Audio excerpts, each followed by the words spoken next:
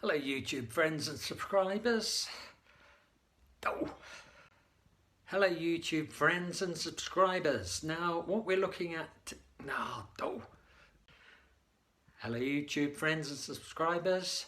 What we're going to deal with today is a load of black mould that has appeared in the corner of a room when Hello YouTube friends and subscribers.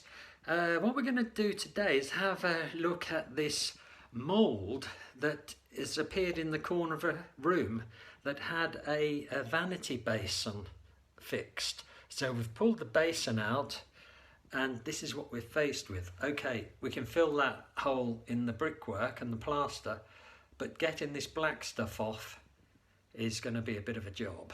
I've really scrubbed at this mould in the corner of this room, and most of the usual suspects have had absolutely little or no impression whatsoever. Even though I've scrubbed at it and followed the instructions, don't seem to be making any progress. So I've invested in this stuff. There was something beginning with a Z available that seemed to be well recommended, except I couldn't seem to buy it anywhere. So I've been to B&Q and got this stuff. So we're going to try that on that black mould and see exactly what happens. Right, the instructions say do not remove fungi or algae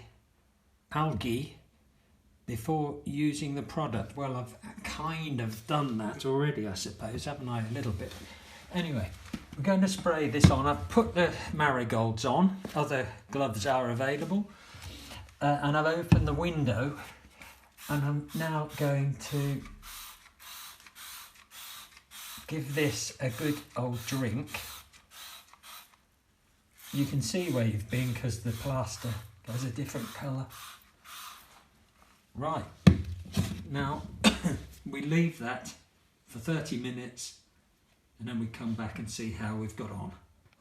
Now that's 30 minutes, and as you can see, the majority of that mould seems to have vanished. Now, we're supposed to sponge it now, I think, with basically soapy waters.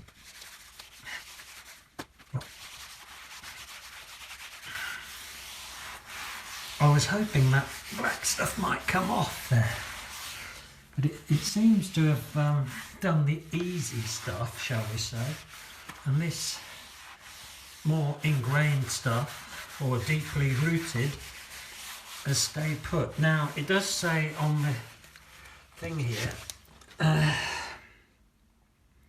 stubborn stains, spray again and leave to work for another 30 minutes. Right, so I'm going to make sure we've given it a chance with this fairy liquid and warm water. And what we're going to do is leave it to dry a little bit, and then we're going to give it another shot of this mould spray. I'll give this its second dose now.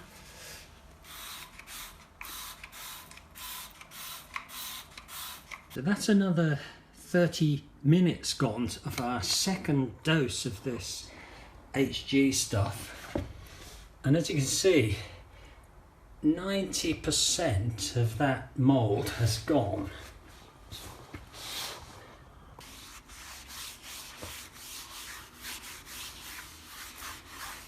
Well, it hasn't come off completely. There seems to be some slight sort of cracking in the plasterwork. Now, whether or not that has got right into those sort of defects in the plaster, I think it's fair to say though, guys, if we gave this a little bit more on just those two local areas, those two little areas, just here and just here, I'm going to give them another little spray, which, yes, that will be the third go, just locally, and we'll leave that for a few more minutes and then we'll see what our final result is.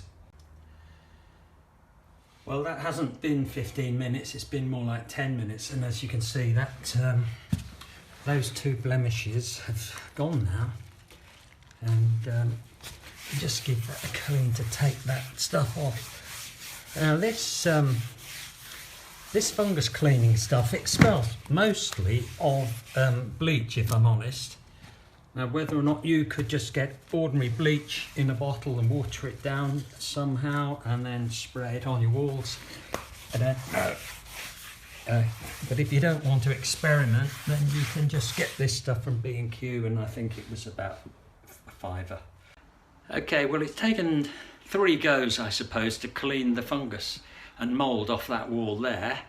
But what I'm going to do is, there's a washing machine in the kitchen that's going to have to come out, and no doubt behind that washing machine it'll be pretty black and manky. So before we give judgment on this product, we might have a second chance to test it on a area of mould and fungus. Right, before we try and drag the washing machine out, obviously we're going to have to disconnect it. Now these are the washing machine hoses at the top here, but I always like to close off the main stopcock just for safety. So now what you find is you come under the sink and the stopcock is absolutely rigid.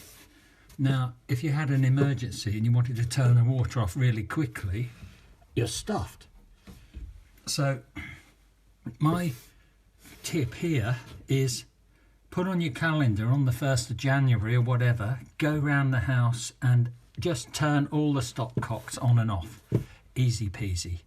Put it on your calendar once a year and then you won't have this problem. Right, I've got some grips here which I had in preparation for this job, and okay, that's moving now. But it's always a good idea to just go around and just move your stopcock like this just once a year, and then you won't get any problems if you have an emergency. We're going to undo this circlip thing here. If I could get the screwdriver in that slot, let's assume I'm doing that, and that is the waste pipe from the washing machine that actually goes into the sink waste here. The hose is disconnected.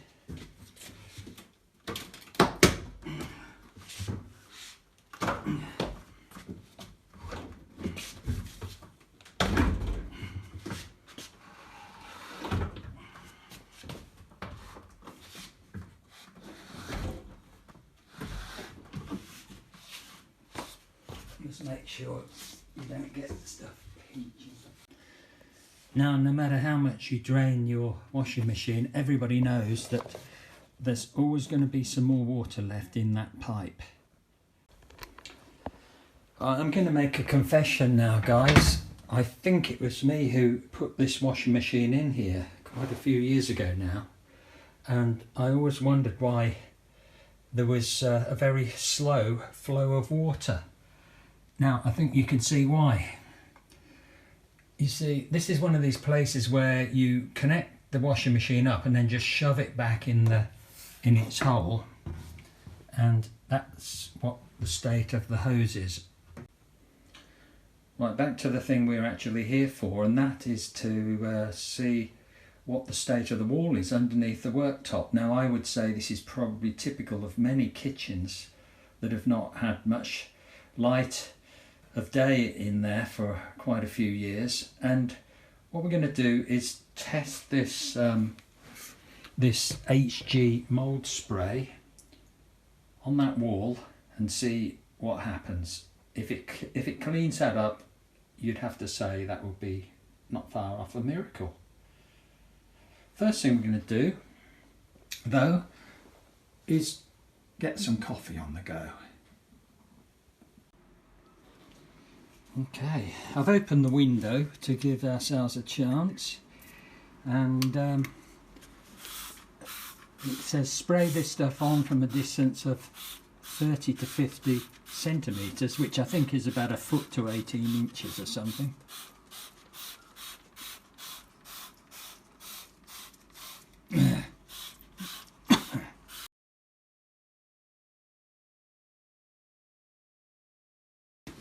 Well, that's half an hour. It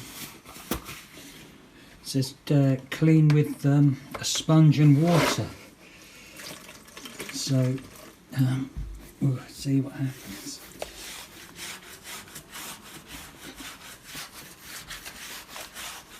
There's bits of paint flaking off.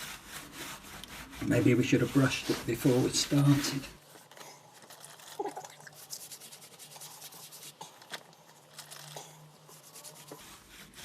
Well, you'd have to say it's certainly improving it.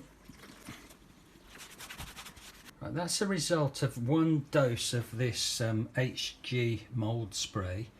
I think you'll agree it's improved it. Now, whether or not you would call that done, I don't know. But so what I'm going to do is give a second coat, as described on the bottle, for stubborn areas, and see if we can make it even nicer. Just go around the edges a bit more this time.